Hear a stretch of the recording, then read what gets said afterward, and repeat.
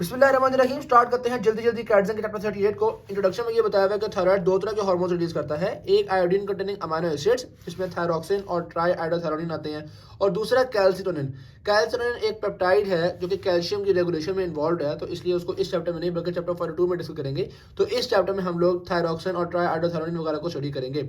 सबसे पहले देख लेते हैं थायराइड हार्मोन किस तरह सिंथेसाइज होते हैं, किस तरह से ट्रांसपोर्ट होते हैं। तो यहाँ पे देखें, सबसे पहले बता रहे हैं कि आयोडीन मेनली हमारे पास डाइट से आता है और थायराइड इसको एक स्पेशल ट्रांसपोर्टर के थ्रू अपने अंदर इनटेक कर लेते हैं। फिर इस आयन फॉर्म को एलिमेंटल फॉर्म में कन्वर्ट किया जाता है विद द हेल्प ऑफ थायरोडॉक्सिल पेरोक्सीडेज। ठीक है, थायरोडॉक्सिल पेरोक्सीडेज को कन्वर्ट करता है।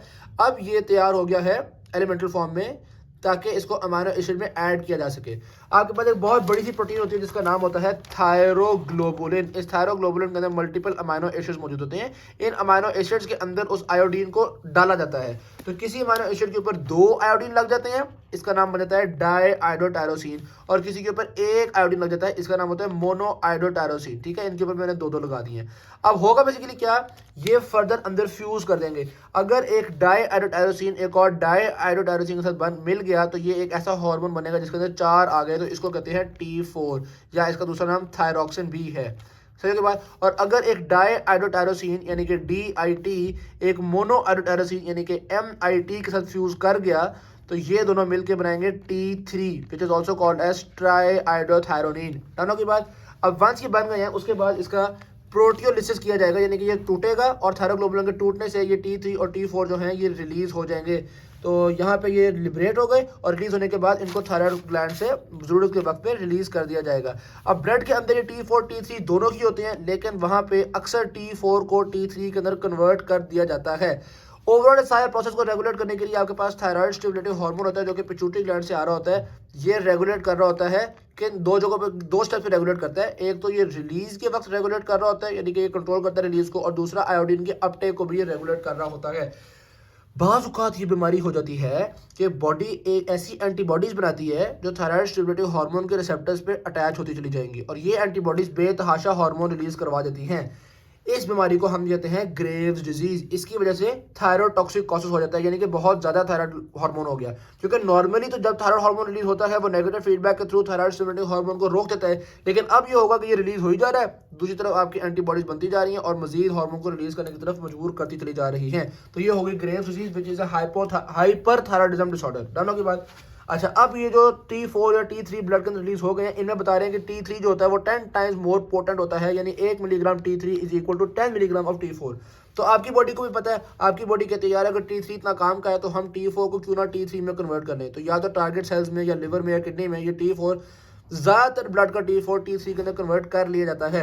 अब T3 हो या T4 हो, ये कहाँ किस तरह से ऐड करते हैं, ये इंट्रासेलुलर रिसेप्टर्स पे जाते हैं और एक्सप्रेशन ऑफ जीन्स पे इम्पैक्ट आता है इनका, यानी प्रोटीन सिंथेसिस पे रोल प्ले कर रहे होते हैं, और मेनली ये लोग मेटाबॉलिज्म पे ग्रोथ पे इफेक्ट लाते हैं। जिस तरह का टिश्यू होगा उस तरह के इफेक्ट्स होंगे। जिस तरह किसी टिश्यू के अंदर सोडियम पोटेशियम एटीपेस पंप के ऊपर इफेक्ट आएगा, अगर स्मूथ मसल्स हैं या कार्डियक मसल्स हैं तो कंट्रैक्टाइल प्रोटीन्स की प्रोडक्शन को बढ़ा देंगे। ब्रेन के अंदर ब्रेन के टिश्यू को बढ़ाएंगे, किसी जगह पे लिपिड मेटाबॉलिज्म वाले एंजाइम्स को बढ़ाएंगे, तो जैसी जगह होगी उस तरह का इनका इम्पैक्ट आएगा।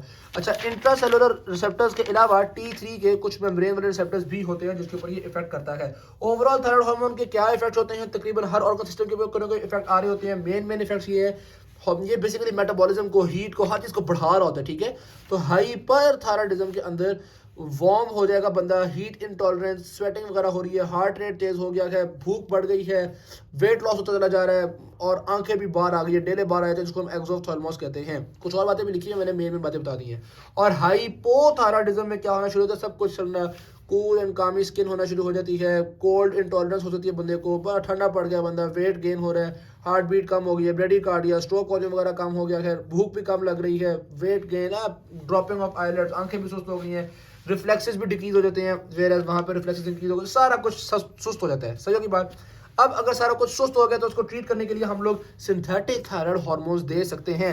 तो T4 की जो सिंथेटिक फॉर्म है उसका नाम है लीवोथायरोक्सिन, और T3 का जो सिंथेटिक फॉर्म है उसका नाम है लियोथायरोनिन। सही की बात। तो ये 3 अल्फाबेट्स T3 वाला और 4 अल्फाबेट्स T4 वाला, ठीक है। इन 4 अल्फ़ाबेट्स के आगे फिर थ कुछ होना चाहता है, इसके भी आगे फिर थ कुछ हो जाता है, ठीक है। थायरॉक्सिन, थायरोनिन वगैरह वगैरह, सही होगी बात। तो ये तो आपको पता चल गया कि हाइपोथायराइडिज्म को किस तरीके से हमने ट्रीट करना है। अलबत्ता इन एंजाइम की कुछ ना कुछ टॉक्सिसिटी भी होती है, जाहिर बात है हाइपरथायराइडिज्म वाले इफेक्ट्स भी होंगे, ब्रेडिकार्डिया वगैरह, सॉरी टैकीकार्डिया वगैरह होगा, तो हार्ट पेशेंट्स में और बुजुर्गों में इसको बड़ी एहतियात से देने की जरूरत होती है। ओके, अच्छा, अगर हाइपरथायराइडिज्म है फिर क्या करें? फिर हम एंटी थायराइड ड्रग्स देंगे, यानी ऐसे ड्रग्स जो कि उसको कंट्रोल करें। तो एंटी थायराइड ड्रग्स के काफी सारे नाम आते हैं, उसमें एक नाम आता है हमारे पास थायोअमाइड्स। याद रखो थायोअमाइड के अंदर 2 तरह के ड्रग्स हैं, एक मतलब 2 नाम है, एक प्रोपाइल थायोजुरेसिल और दूसरा मेथिमाजोल, ठीक है। एक हो गया थायोअमाइड्स, दूसरा होते हैं आयोडाइड सॉल्ट्स, तीसरा होते हैं radio active iodine. Iodide salts में लुगोल सोल्यूशन का नाम याद रख लेना, which is basically potassium iodide का एक सोल्यूशन, सही है। अच्छा, रेडियो एक्टिव आयोडीन, फिर आ गए आपके पास एनाइंस, और फिर आते हैं अदर्स। अदर्स के अंदर बीटा ब्लॉकर्स का नाम याद रखना है आपने, और एम्यूडारॉन का नाम याद रखना है। तो ये तो मैंने आपको एक दफ़ा नामों की लिस्ट बता दी है, अब आगे एक एक को स्टडी कर लेते हैं। थायोमाइड्स के अंदर मेथिमाजोल और प्रोपाइल थायोएसिड, इनका मैकेनिज्म क्या होता है? बेसिकली 4 तरीकों से जो लोग थायराइड हार्मोन सिंथेसिस को रोकते हैं। कौन कौन से 4 तरीके हैं?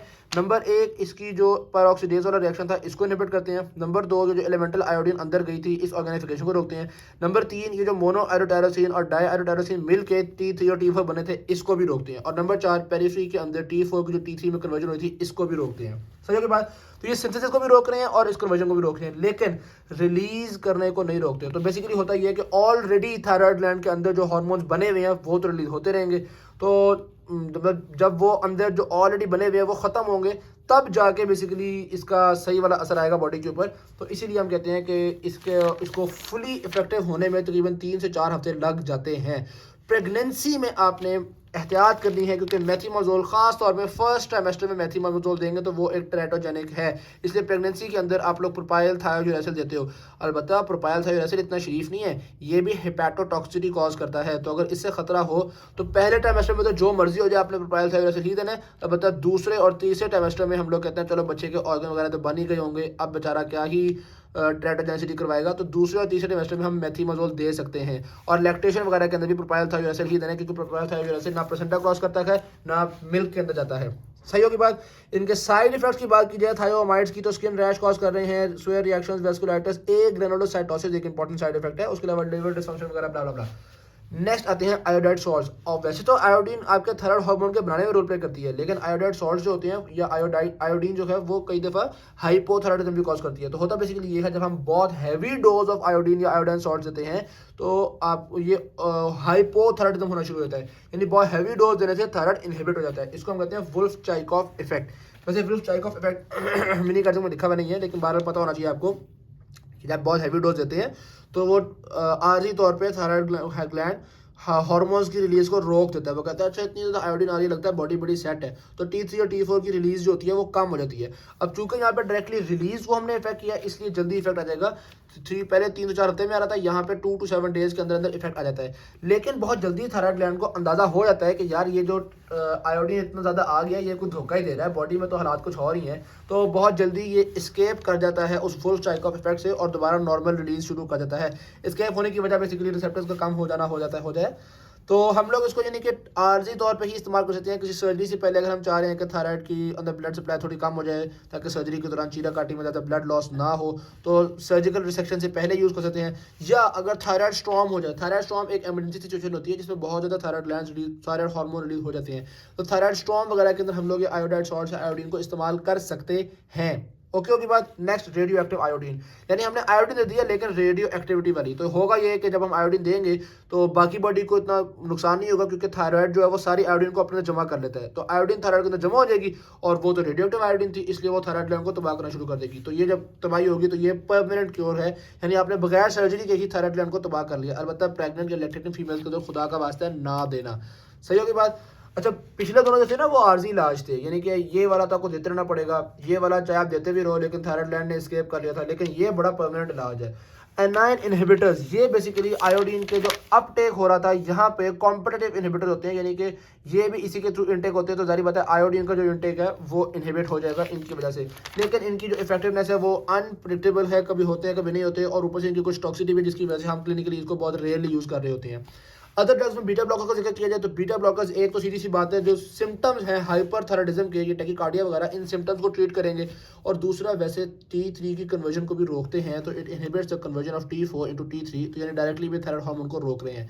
बीटा ब्लॉकर्स हो गए। नेक्स्ट आते हैं amiodarone. Amiodarone is basically iodine containing anti arrhythmic drug. तो ये एक एंटी इरिथमिक ड्रग है जो कि बहुत सारी किस्मों के काम करता है। एक तो बात यह है कि ये भी T4 की T3 में कन्वर्जन को इनहिबिट करता है। जारी बात है जब T4 की T3 में कन्वर्जन को इनहिबिट करेगा, इसका मतलब है ये भी हाइपोथायराइडिज्म कॉज कर लेता है, यानी कि ये भी एक एंटी थायराइड ड्रग है। लेकिन दूसरी तरफ कई दफ़ा ये होता है कि ये जब जारी बात है अगर ये आयोडीन कंटेनिंग है तो जब ये मेटाबोलाइज होगा तो आयोडीन तो रिलीज होगी। नॉर्मली तो जितनी मर्जी आयोडीन आए, थायराइड ग्लैंड समझदार होता है, बहुत ज़्यादा थायराइड हार्मोन नहीं बनाता। लेकिन अगर थायराइड ग्लैंड नहीं समझदार, यानी इसके को मसला हुआ है, मल्टी नोडुलर गॉइटर हुआ है, तो ये इस फालतू आयोडीन से फालतू के हार्मोन बनाना शुरू हो जाएगा। उसको हम कहते हैं आयोडीन इंड्यूस हाइपरथायराइडिज्म। तो ये कभी कभी हाइपरथायराइडिज्म भी कॉज कर देता है, जिसको हम इम्यूडारॉन इंड्यूस हाइपरथायराइडिज्म कहते हैं, ठीक है, through the mechanism of iodine. और ये भी होता है कि ये इम्यूडारॉन कुछ इन्फ्लेमेशन कॉज करे और उस इन्फ्लेमेशन की वजह से आपका जो थायराइड ग्लैंड है उसको डैमेज हो, और डैमेज के नतीजे में वो हार्मोन्स को लीक करना शुरू हो जाए, तो ये इन्फ्लेमेशन इंड्यूस हाइपरथायराइडिज्म भी हो सकता है।